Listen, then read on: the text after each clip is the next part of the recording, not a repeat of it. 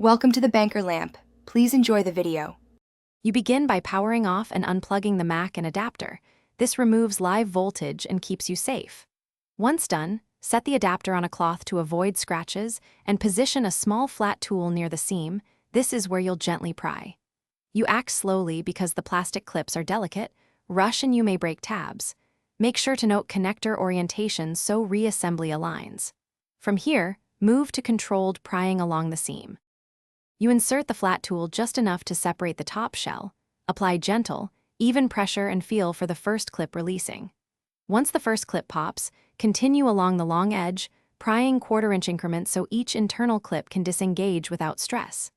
Make sure to rotate the adapter to access difficult corners and keep the other hand steady on the case to prevent twisting.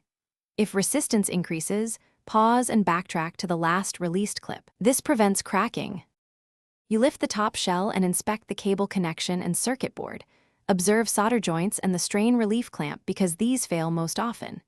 If you replace parts, use ESD precautions and note component orientation for correct reassembly. Once finished, align the top and bottom halves. Press along the seam until each clip clicks. Start at one end and work to the other.